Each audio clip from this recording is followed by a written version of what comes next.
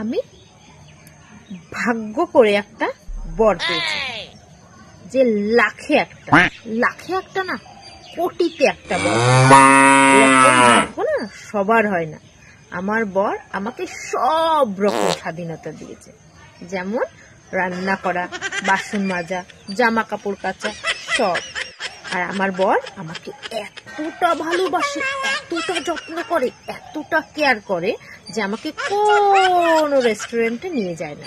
কারণ রেস্টুরেন্টের খাবার খেলে যদি আমার পেটের সমস্যা হয়, তার জন্য কোনো রেস্টুরেন্টেই আমাকে নিয়ে যায় না। তাছাড়া আমার বর আমাকে কোনো দিনও একটা মেকআপ, একটা গয়নাগাটি কিছু কিনে দেয় না। কারণ ওই সমস্ত মাখলে আমার ন্যাচারাল বিউটিটা ঢেকে যাবে। আর তাছাড়া কারো যদি নজর লেগে যায়, তার জন্য এই সমস্ত কিচ্ছু